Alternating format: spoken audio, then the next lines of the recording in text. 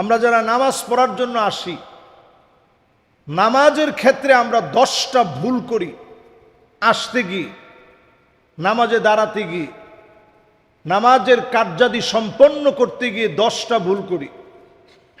হাতে গোনা এই 10টা ভুল যদি আজকে থেকে আমরা ছেড়ে দেই, আজকে থেকেই নামাজের স্বাদ আপনি পাবেন। খুশু এবং খুদু, নামাজের ভিতরে বিনয় আসবে, মনোযোগ বেড়ে যাবে, ইহসানের দরজায় আপনি উপনীত হবেন। আপনার কাছে মনে হবে আমার মালিক প্রতিনিয়ত আমাকে দেখতেছে, ইবাদতটা সুন্দর করা লাগবে। বলেন আল্লাহু আকবার। 1 নম্বর যে ভুলটা আমরা করি নামাজের ভিতরে, সেটা হচ্ছে আসতে গিয়ে ভুল। আমরা নামাজে আসতে গিয়ে ইকামত হয়ে যাওয়ার পরে আমরা বড্ড তাড়াহুড়া করি যে নামাজে আমাকে প্রথম রাকাতটা পেতে হবে, দৌড়ায় অনেক সময় চলে আসি। নবী আলাইহিস সালাতু ওয়াস সালাম বলছেন, ইযা আদরাকতুমুস সালাহ ফাসাল্লু। নামাজের জন্য যখন আসবেন, যেইভাবে আপনি হাঁটে হেঁটে আসতেছেন, হাঁটার স্পিড বাড়াবেন না, যেভাবে আসতেছেন মোটামুটি একটা লেভেলে আসবেন। ওয়া ইযা ফাতাকুম ফাআতিম্মু। যদি কোনো অংশ আপনার ছুটে যায়, ওইটা বাদ দিয়ে যে অংশ আপনি পেয়েছেন সে অংশ ইমামের সাথে পড়বেন, বাকিটা আপনি মাসবুক হিসাবে পরে আদায় করে নেবেন। 1 নম্বর ভুল হচ্ছে তাড়াহুড়া করে দৌড়ে এসে প্রথম রাকাত ধরার কোনো সুযোগ নেই, নিষিদ্ধ এটি। 2 নম্বর যে ভুল করি, প্রথম কাতার বাদ দিয়ে আমরা দ্বিতীয়, তৃতীয়, চতুর্থ কাতারে দাঁড়িয়ে যাই। প্রথম কাতারে এখনো জায়গা খালি আছে, এই খালি জায়গা রেখে দাঁড়ানোর কোনো সুযোগ আমাদের নেই। নবী সাল্লাল্লাহু আলাইহি সাল্লাম সাহাবায়ে কেরামের সামনে বয়ান করতেছেন, বয়ানের ভিতরে আল্লাহর হাবিব বলতেছেন, আলা উখবিরুকুম বিসাফফিল মালাইকা। আমি কি তোমাদেরকে ফেরেশতাদের কাতার সম্পর্কে বলবো না? তারা আল্লাহর সামনে কিভাবে কাতারবদ্ধ হয়ে দাঁড়ায় থাকে। সাহাবায়ে কেরাম বড় আগ্রহ নিয়ে বলতেছেন, ইয়া রাসূলুল্লাহ, কিভাবে ফেরেশতারা দাঁড়ায়? নবীজি বললেন, আগে প্রথম কাতারটা পরিপূর্ণ হয়, এরপরের কাতার, এরপরের কাতার, এরপরের কাতার দাঁড়ায়। ঠিক নামাজের ভিতরে প্রথম কাতারের গুরুত্ব যদি তোমরা জানতা, হামাগুড়ি দিয়ে হলেও প্রথম কাতারের জন্য প্রতিযোগিতা করে চলে আসতা। সুবহানাল্লাহ। তাহলে 2 নম্বর ভুল, কাতারের ভিতরে জায়গা থাকা সত্ত্বেও দ্বিতীয় কাতারে দাঁড়ানোর কোনো সুযোগ নেই। 3 নম্বর যে ভুলটা আমরা প্রতিনিয়ত করি, সেই ভুলটা হচ্ছে নামাজের ভিতরে ফাঁকা রেখে রেখে দাঁড়ানো। আপনারা নিশ্চয়ই জেনে থাকবেন, যারা মক্কা মদিনায় গিয়েছেন,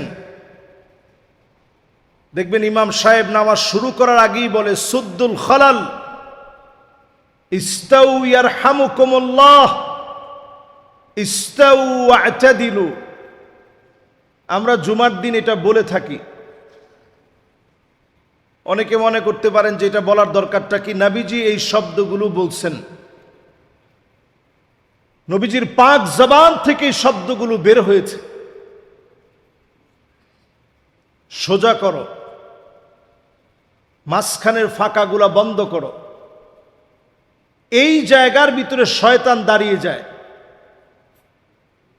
ফলে আপনার অন্তরের ভিতরে কুমন্ত্রণা ঢুকে যায়, নামাজের মনোযোগ নষ্ট হয়।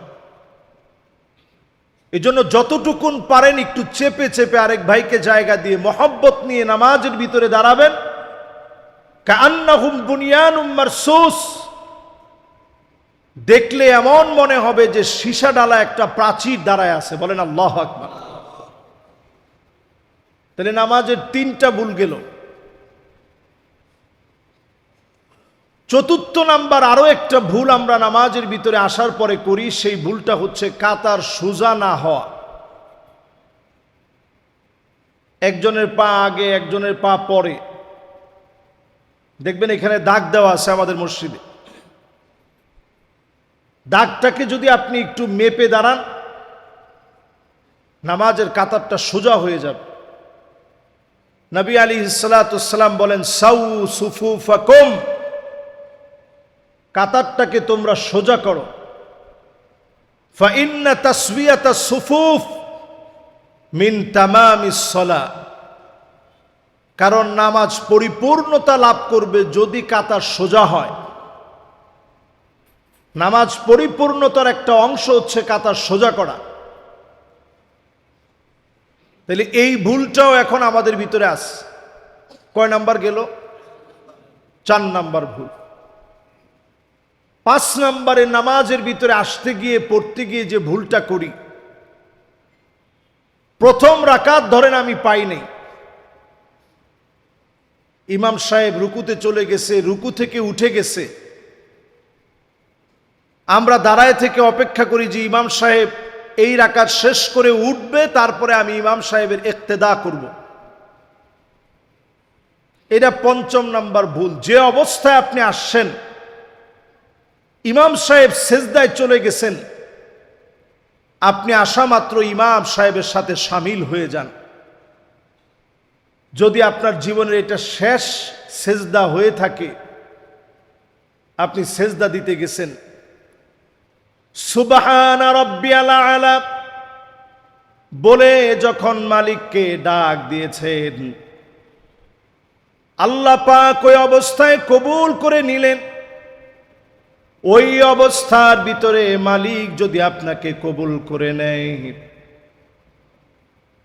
শেষ কথাটা সুবহানা রাব্বিয়াল আলা, অবস্থাটা সেজদা অবনত অবস্থায়, এই দুইটা বিষয় যদি মালিক কবুল করে নেন, অবশ্যই যিনি মাফ করে দিতে পারেন তিনি কে? এই জন্য সেজদা অবস্থায় যদি থাকে ইমাম সাহেব, আপনি সেজদায় চলে যাবেন। অপেক্ষা করা দরকার নাই, দাঁড়ায় থাকা দরকার নেই। আল্লাহর কাছে একটা সেজদা এত দামি, আকরাবু মা ইয়াকুনুল আবদ মির রাব্বিহি ওয়া হুয়া সাজিদুন ফাআকসিরুদ দুআ। সেজদায় গেলেই বান্দা আল্লাহর নিকটবর্তী হয়। এই সেজদা অবস্থায় যদি আপনি ইমামকে পেয়ে যান, আপনি সেজদা অবনত হবেন। দাঁড়ায় থেকে অপেক্ষা না, বরং সেজদা অবনত হতে হবে। এটা কয় নাম্বার ভুল? 5 নাম্বার ভুল।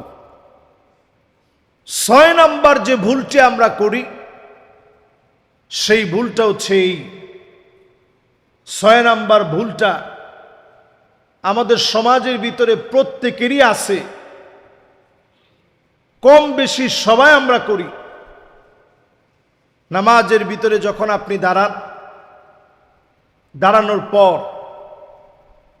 যখন ইমাম সাহেব গায়রিল মাগদুবি আলাইহিম ওয়ালাদ-দাল্লিন বলেন, তখন আমরাও আমিন বলবো। কি বলবো? অনেকে তখন ইমাম সাহেবের তেলাওয়াত শুনতেছেন, বলেন না, আমিন বলেন। ফেরেশতাদের সঙ্গে যদি এই আমিন মিলে যায়, আল্লাহ পাক আপনাকে এত দামি বানায় দিবে। ফেরেশতাদের আমিনের সাথে যদি মিলে যায়, আল্লাহ পাক আপনার গুনাহ খাতাগুলোকে মাফ করে দিবে। আল্লাহু আকবার। এই জন্য তখন আমিন বলেন। 7 নাম্বার যে ভুলটা আমরা করি, নামাজের ভিতরে আসার পরে যদি 1 রাকাত আমরা না পাই, ধরেন 1 রাকাত আমার কাছ থেকে ছুটে গেছে, 1 রাকাত আমরা পাই নাই, এই 1 রাকাত না পাওয়ার পরে যখন আমার ইমাম সাহেব যখন সালাম ফিরিয়েছে, একদিকে সালাম ফিরানোর পরেই আমরা দ্রুত পরিসরে দ্বিতীয়বার সালাম ফিরানোর আগেই দাঁড়ায় যাই। মনে মনে চিন্তা হচ্ছে যে আমি তো মাসবুক হয়েছি, সুতরাং আমার এখন আর দেরি করা দরকার নাই, আমি আমারটা পূরণ করি। ইমাম সাহেব 2 দিকে সালাম ফিরাবে, তারপরে আপনি উঠবেন, এর আগে আপনি উঠবেন না। ইমাম সাহেবের সালাম শেষে আপনাকে উঠা লাগবে। এটা কয় নাম্বার? 8 নাম্বার ভুল হচ্ছে যখন আমরা তাশাহুদে বসি, আমার তাশাহুদে বসে তাহিয়্যা অভিবাদন পড়া, আত-তাহিয়্যাত পড়া আমার জন্য শেষ হয় নাই, ইমাম সাহেব শেষ হয়ে গেছে, আমিও সঙ্গে সঙ্গে উঠে পড়ি। না, আপনি উঠবেন না। যদি একটু সময় বেশি লাগে আপনি আগে তাহিয়াটা পড়বেন, তারপরে আপনি উঠবেন। এই জন্য আমরা ইমাম সাহেবরা যারা আছি, ইমাম সাহেবরা আসতেই পড়ে, তাড়াহুড়া করার কোনো সুযোগ নেই। 9 নাম্বার যে ভুলটা আমরা করি, ইমাম সাহেব যদি কোনো ভুল করে ফেলে, ইমাম সাহেবকে লোকমা দিতে হবে। সেই লোকমা দিতে গিয়ে আমরা বলি আল্লাহু আকবার। কি বলি? আসলে এই জায়গায় বলতে হবে সুবহানাল্লাহ। বলেন, কি বলতে হবে? সবাই বলেন, কি বলতে হবে? ইমাম সাহেব যদি কোনো ভুল করে ফেলেন নামাজের ভিতরে, তাহলে কি বলতে হবে? আপনি যখন সুবহানাল্লাহ বললেন, তখন ইমাম সাহেব একটা সহু সাজদা দিবে, নামাজ আল্লাহ তাআলা শুদ্ধ বানায় দিবেন। আল্লাহ কত সহজ করছেন। কিন্তু আমি আপনি অনেকেই আল্লাহু আকবার বলি, সুবহানাল্লাহ আজকে থেকে আমরা বলব। এই 9টা গেছে, বাকি আছে একটা।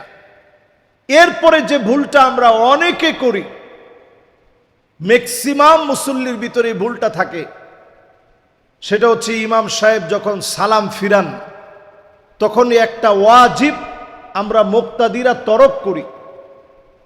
সালাম যখন ফিরানো হয়, 4 ইমাম একমত, সালাম ফিরানোর সময় ইমাম সাহেব যখন সালাম ফিরাচ্ছেন, আসসালামু আলাইকুম ওয়া রাহমাতুল্লাহ, দৃষ্টি থাকবে কাদের দিকে?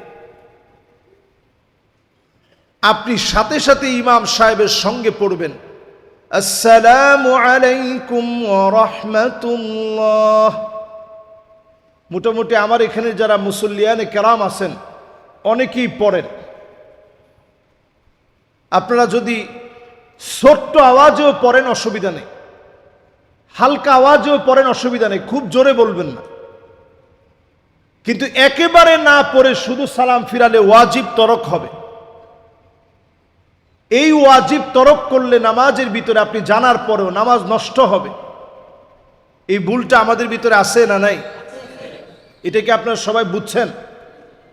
যখন আমরা সালাম ফিরাই, সালাম ফিরানোর ক্ষেত্রে আমাদের নজর থাকবে কাদের দিকে? ইমাম সাহেব যখন উচ্চারণ করেছে আসসালামু আলাইকুম ওয়া রাহমাতুল্লাহ, আপনিও আস্তে করে বলেন আসসালামু আলাইকুম ওয়া রাহমাতুল্লাহ। এই ওয়াজিবটুকুন আদায় করা নামাজের জন্য অত্যন্ত জরুরি। এই 10টি বিষয় যদি নামাজিরা খেয়াল করে, নামাজ শুরু করার আগে যদি ছোট্ট একটা আমল করেন, খুব বড় আমল না, ছোট একটা আমল। আল্লাহর নবী একদিন দেখলেন সাহাবাই কেরামের মধ্যে কেউ একজন এমন কিছু নামাজের আগে, শুরু করার আগে পড়েছে, নবীজি দেখলেন 7 আকাশ খুলে দিয়ে আল্লাহ রাব্বুল আলামিন অজর ধারায় রহমত গুলা নাজিল করে দিয়েছে। সুবহানাল্লাহ। আল্লাহর নবী অবাক হয়ে গেলেন। নামাজের সালাম ফিরিয়ে নবীজি বললেন, তোমাদের ভিতরে কে এমন আছে, এমন কিছু নামাজের ভিতরে তুমি পড়েছ, আল্লাহ পাক তোমার জন্য 7 আকাশের দুয়ার খুলে অজর ধারায় রহমত নাজিল করে দিয়েছে। কেউ হাত তুলে না। একজন সাহাবী হাত তুললেন, ওগো নবীজি, আমি অতিরিক্ত 3টা বাক্য বলেছি, আল্লাহু আকবার কাবীরা ওয়ালহামদুলিল্লাহি কাসীরা ওয়া সুবহানাল্লাহি বুকরাতাও ওয়া আসীলা। আল্লাহু আকবার কাবীরা ওয়ালহামদুলিল্লাহি কাসীরা ওয়া সুবহানাল্লাহি বুকরাতাও ওয়া আসীলা। এই তিনটা বাক্য বলেছি।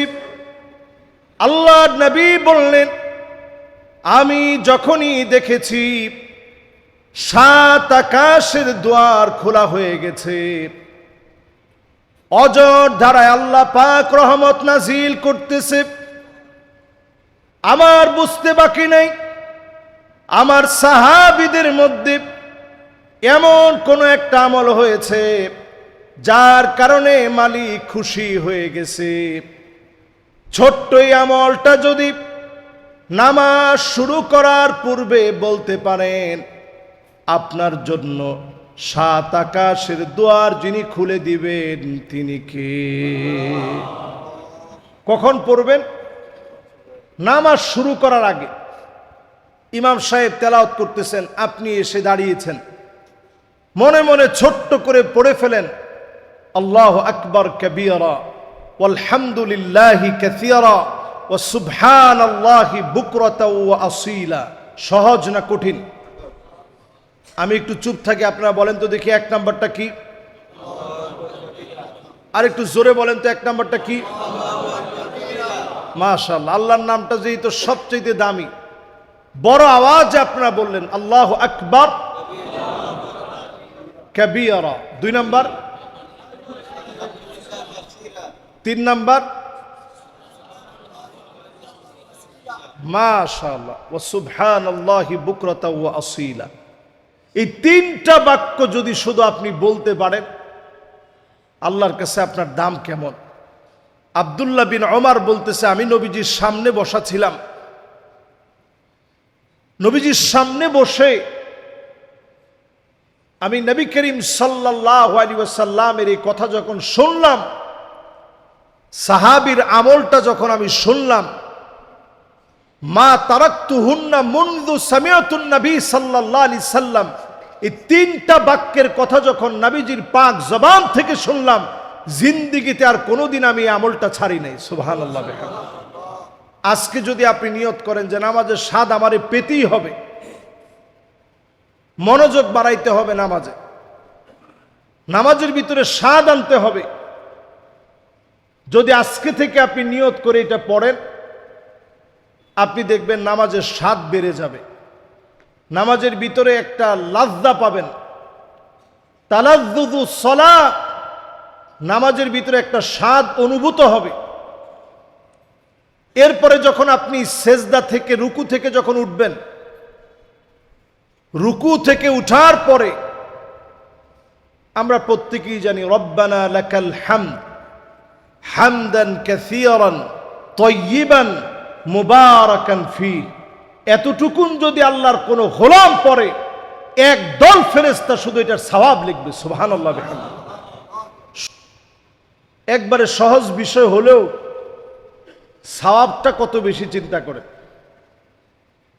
এরপরে নামাজে সেজদায় গেলেন, সেজদা অবনত হয়ে আপনি আল্লাহর কাছে এটা মনে নিয়ে সেজদায় যাবেন, আল্লাহ আমার আমিত্বকে এখন আপনার সামনে ধুলায় মিশিয়ে দিলাম, আমি বলে আর কোনো সত্তা নাই, পুরাটাই আল্লাহ আপনার জন্য বিসর্জন করে দিলাম, আমার কোনো অহংকার নাই, আমার কোনো আমিত্ব নাই, কোনো বড়ত্ব নাই, সবগুলোকে আল্লাহ আপনার সামনে সুপর্দ করে দিলাম, সারেন্ডার হয়ে গেলাম।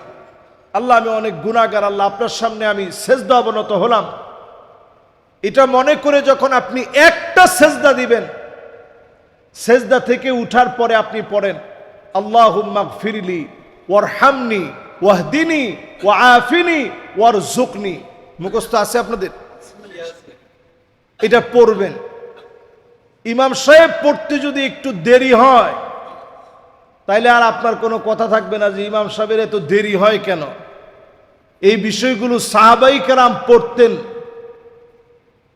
আমি আপনি যদি না পড়ি, আমাদের আমল তো এমনিই নাই, এই আমলগুলা যদি আপনি করেন, কি দোয়া পড়ছেন? আল্লাহুম্মা গফিরলি, আল্লাহ আপনি আমারে মাফ করেন। ওয়ারহামনি, আল্লাহ আপনি আমার উপরে রহম করেন। ওয়াহদিনি, আল্লাহ আপনি আমারে হেদায়েত দেন। ওয়াআফিনি, সমস্ত রোগ শোক বালা মুসিবত আল্লাহ আমার কাছ থেকে আপনি মুছে নেন, উঠায় নেন। ওয়ারজুকনি, আল্লাহ আপনি আমাকে রিজিক দান করেন। এই 5টা দোয়া এমন দোয়া, এরপরে আর দোয়া লাগে না, সব চলে আসে। নামাজের এক সেজদা থেকে উঠে আরেক সেজদার মাঝখানে এই দোয়াটা পড়লে আর তেমন কোনো দোয়া লাগে না, সব দোয়া চলে আসে। আল্লাহুম্মা গফিরলি ওয়ারহামনি ওয়াহদিনি ওয়াআফিনি ওয়ারজুকনি। এই 5টা যদি আগে পরে হয় কোনো অসুবিধা নেই। এই 5টা দোয়া আপনি পড়তে শিখেন, সব দোয়া চলে আসে। এরপরে যখন নামাজের ভিতরে দাঁড়াবেন, এমন ভাবে নিয়ত করে দাঁড়াবেন। আমরা নিয়ত করি নাওয়াইতু আন উসাল্লি লিল্লাহি তাআলা, এই নিয়ত না, আপনি নিয়ত করে দাঁড়াবেন যে আল্লাহ আজকের নামাজ আমার জীবনের শেষ নামাজ হতে পারে। যদি আমার জীবনের শেষ নামাজ হয়, আল্লাহ সেজদা অবস্থায় আল্লাহ আপনি আমারে নিয়ে নিন। যদি সেজদা দিতে দিতে আপনি চলে যেতে পারেন,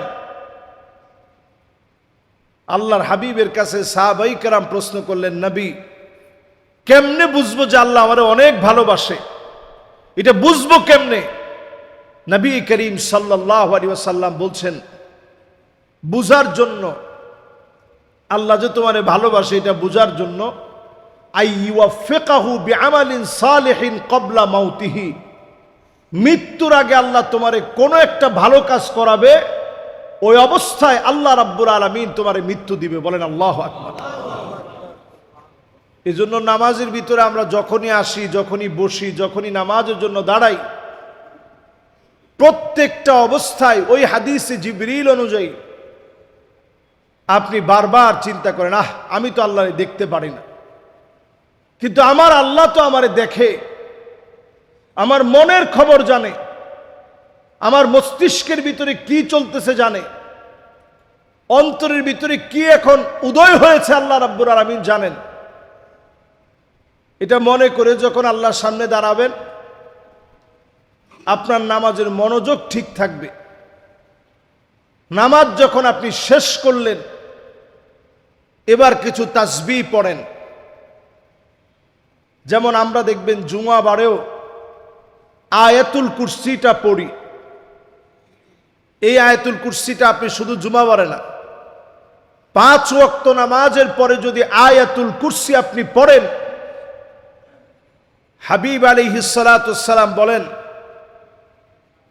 যদি কেউ আয়াতুল কুরসি 5 ওয়াক্ত নামাজের পরে পড়ে, মান ক্বারা আয়াতুল কুরসি দুবুরা কুল্লি সালাতিন মাকতুবাতিন লাম ইয়ামনাহু মিন দুখুলিল জান্নাহ ইল্লা আইয়ামুত। কেউ যদি আয়াতুল কুরসি 5 ওয়াক্ত নামাজের পরে পড়ে, ওই লোকটার মাঝখানে আর আল্লাহর জান্নাতের মাঝখানে কোনো ফাটল থাকে না, কোনো বাধা থাকে না। 2টা চোখ বন্ধ হতে দেরি হবে, আল্লাহর জান্নাত পেতে দেরি হবে না। শুধু পার্থক্য হচ্ছে মৌতের। আপনি দুনিয়া থেকে যাবেন, আল্লাহ আপনার সান্নিধ্য পেতে চাবে। এরকম মুবারক আমলগুলো খুব কঠিন না, কিন্তু সওয়াব অনেক। প্রতিদিন আমরা যারা চলতেছি, হাঁটতেছি, ফিরতেছি, প্রতিদিন চলার পথে সুবহানাল্লাহি ওয়া বিহামদিহি মাত্র 100 বার পড়া। সুবহানাল্লাহি ওয়া বিহামদিহি, সবাই বলি সুবহানাল্লাহি ওয়া বিহামদিহি। এতটুকুন যদি 100 বার আল্লাহর কোন গোলাম পড়ে, আল্লাহর হাবিব বলেন, হুত্তাত আনহু খতায়াহু ওয়া ইন কানাত মিথলা জাবাদিল বাহর, সমুদ্রের ফেনা পরিমাণ অজস্র গুনাহ যদি আপনার হয়ে যায়, কোটি কোটি গুনাহ করে ফেলেছেন, অজস্র গুনাহ করে ফেলেছেন, আল্লাহর কাছে মনোযোগ দিয়ে যদি পড়তে পারেন, 100 বার পড়তে দেরি হবে, যিনি মাফ করতে দেরি করবেন না তিনি কে? এরপরে আমি আপনি যদি প্রতিদিন 100 বার ইস্তেগফার পড়ি, আল্লাহ পাক আপনাকে আমাকে মাফ করে দিবেন। ইস্তেগফারের মাধ্যমে গুনাহগুলো মাফ পাবে। লা হাওলা ওয়ালা কুওয়াতা ইল্লা বিল্লাহিল আলিয়্যিল আযীম। জান্নাতের একটা কানজুন মিন কুনুজিল জান্নাত, জান্নাতের একটা খনি আপনি পেয়ে গেলেন। এইভাবে যদি প্রতিনিয়ত আমল করেন, যিনি আপনাকে আমাকে দামি বানায় দিবেন তিনি কে? অধিক পরিমাণে দরুদ শরীফ পড়া, নবীজির শাফাত পাওয়ার জন্য এটা অত্যন্ত জরুরি একটি আমল। 100 বার অন্তত প্রতিদিন দরুদ শরীফ পড়েন। আর কিছু পারেন আর না পারেন, এতটুকুন বলেন সাল্লাল্লাহু আলাইহি ওয়াসাল্লাম, সাল্লাল্লাহু আলাইহি ওয়াসাল্লাম, সাল্লাল্লাহু আলাইহি ওয়াসাল্লাম। এতটুকুন অন্তত আপনি 100 বার প্রতিদিন পড়েন। প্রত্যেকটা দিনে আপনি 1 টাকা হলেও দান করেন। 1 টাকা দান করা মাত্র আপনার নামটা দানকারীদের খাতায় আল্লাহ তাআলা লিপিবদ্ধ করলেন। প্রত্যেক দিন যখন আপনি দান করলেন, প্রত্যেক দানের সঙ্গে সঙ্গে মালিক আপনাকে স্মরণ করল। আল্লাহু আকবার। প্রতিদিন যখন আপনি একবার জিকির করলেন, মালিক আপনাকে স্মরণ করল। প্রতিদিন যখন নামাজের জন্য আসলেন, আল্লাহ পাক আপনার সঙ্গে কথা বলে। প্রত্যেক আয়াতে কারিমা সূরা ফাতিহার প্রতিটা আয়াত তেলাওয়াতের পরে আমার আল্লাহ আপনার সঙ্গে কথা বলবে। প্রত্যেক দিন আল্লাহর সঙ্গে আপনার সম্পর্ক প্রতিনিয়ত বৃদ্ধি পাবে। এতে করে আপনি আমি ইবাদতের স্বাদ পাব। এই ইবাদতের স্বাদ পেয়ে যদি আপনি হারাম ছেড়ে দেন, ওলিদের ওলি হিসাবে যিনি কবুল করে নেবেন তিনি কে? তখন আপনার কাছে মনে হবে যে আমার মালিক আমারে দেখতেছে। অন্যায় করার আগে আপনার কলিজা কেঁপে উঠবে। বর্তমান সময়ে সবচেয়ে বড় গুনাহ হচ্ছে আমরা গুনাহকে গুনাহ মনে করি না, মনে করি এটা তো স্বাভাবিক ব্যাপার। এই গুনাহ তো সবাই করে। শয়তান মানুষকে কয়েকটা চাবি দেয়। এর মধ্যে 1 নাম্বার চাবি হচ্ছে শয়তান এই খেয়ালটা আমার ভিতরে ঢুকে, চাবিটা শয়তান আমাদেরকে দেয়। সেই চাবিটা হচ্ছে এই, তুমি তোমার ইবাদতের খবর আরেকজনকে জানায় দাও। এটা যখন শয়তান এই চাবিটা দিয়ে দেয়া সফল হয়ে যায়, তখনই আমরা রাস্তায় হেঁটে হেঁটে বলি তো বাপরে বাপ, একটা লোক নামাজে আসে না, শুধু আমি ফজরে আসি। একটা লোকেরও নামাজের প্রতি কোনো মহব্বত নেই, শুধু আমার আছে। এটাকে আরবিতে বলে আনানিয়া, মানে আমিত্ব।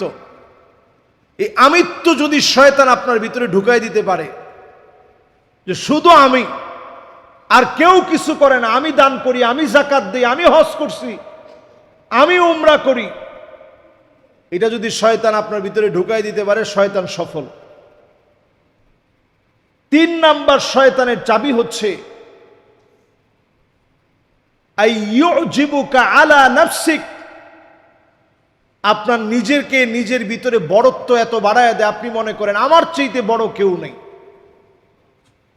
আপনার জ্ঞান আপনার কাছে এমন মনে হয় যে আমি সবচেয়ে জ্ঞানী।